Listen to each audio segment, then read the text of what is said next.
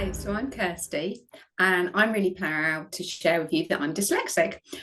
I was diagnosed with my dyslexia when I was 7 years old. So, in some ways, I've always known that I'm dyslexic, but that journey hasn't always been a smooth one. When I was diagnosed, I felt like my world had ended because I didn't understand what that meant to me. It was explained to me that I was going to struggle, I was going to find things difficult. Life was going to be hard. And they're the key words that really were all that were told to me. So throughout school, yes, I was fortunate I did go and get some help and support.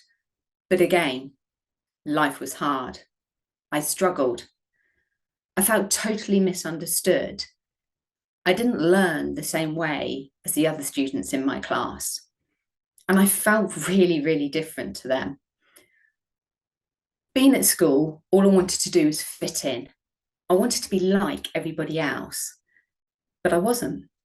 I tried really hard to be like them. I had to work exceptionally hard to go and get the grades that I wanted to do. And that whole experience was just challenging. But what it did teach me was about resilience. It taught me about determination, because there was this little fire in my belly that I knew dyslexia was far more than making things hard. I didn't know how or why. I just knew I was capable of more. But I just, as I said, just didn't feel understood. It got to the point when I was looking at going into, in the UK, we have sixth forms, so A levels and things, and I didn't feel I was able to do those because of my dyslexia. I didn't choose jobs because of my dyslexia. And then I found I was in recruitment and HR, and I loved it. And it was great. But I hit this ceiling within my career. I couldn't go any further because I did not have the correct qualifications. So then I had a decision to make. Do I just stop where I am? Or do I look to pursue a career that I was really enjoying, but also go and get the financial kind of reward for it? But that would mean going and doing a degree. And that scared the living daylights out of me. But what scared me more was not trying, was not pushing, was not listening to my gut inside telling me that I was able to do more. So I did embark in that degree. And that degree was actually a real turning point for me. It was me proving to myself that my dyslexia didn't hold me back. It was me proving to myself that I was in control of my dyslexia, and it was not in control of me. Was it hard? Yes. Was it rewarding? Yes. Did I achieve it? Yes, I did. And it totally changed my whole perspective on what I was able to do. I also had, at the same time, my second son, and he was showing very clearly that he was dyslexic. Now, I was determined that he was not going to feel the way I did when I was diagnosed. I wanted him to understand all about the condition, the frustrations and the benefits. So I started researching it. I started to actually learn about what dyslexia is, what it really is, and what it is for me. And that's the beautiful thing about it. It's different for all of us. So I ended up learning about my own strengths. And what I found really interesting was how these strengths are actually plaited together with my frustrations. My determination and resilience has always shone through. And I really do feel that is because of my condition. But a lot of my strengths, well, one of them's around problem solving. And that's awesome because I use my problem solving strengths to help me to find strategies with the areas that I find frustration and more challenging. By learning more about it and understanding the condition, by understanding myself, I was able to change the way not only I saw the world and the way I worked, but I also was able to help my son. We did things in a totally different way. And what I mean by that is when he was at school, we looked at doing studies a different way. He's really outdoorsy. Why do you have to study sitting at a table? Why do you have to conduct revision at a table? You don't.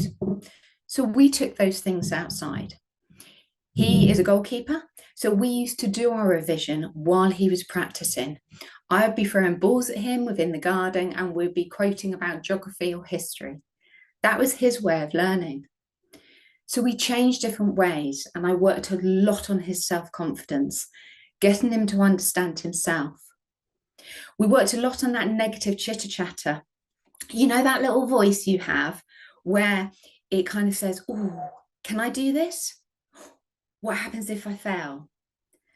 We worked at that voice. We looked at changing the narrative of that voice to spin it in a more positive way. What happens if you do try? What happens if you fly? To me, there is no failure, because actually, when things don't go quite right, that's an awesome place for us to learn. And what I've learned really well with my dyslexia is reflection is key. When you do something and it goes well or it doesn't go to plan, you need to stop.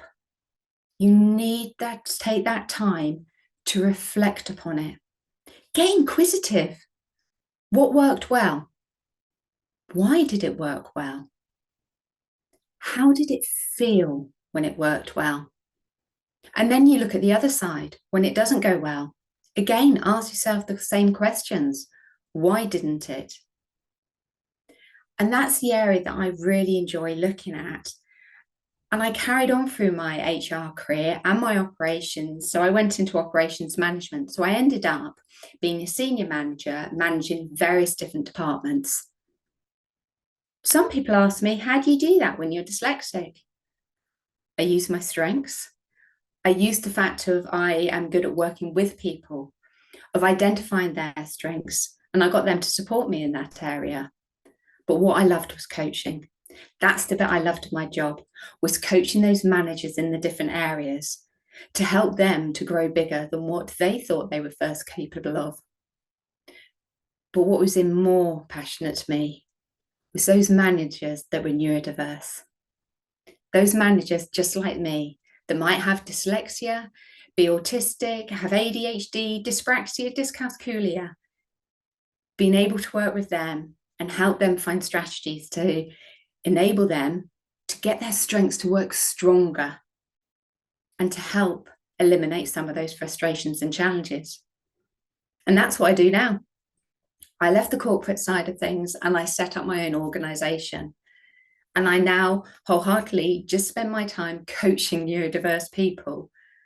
I also work with companies to get them to understand what neurodiversity is, to understand the importance of truly understanding it and helping those employees be more successful, be happier, feel valued within an organization as well.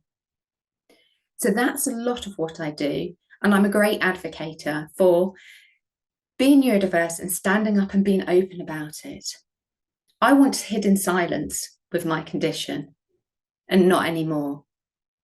So my dyslexia used to be what I felt a weakness to myself and was holding me back.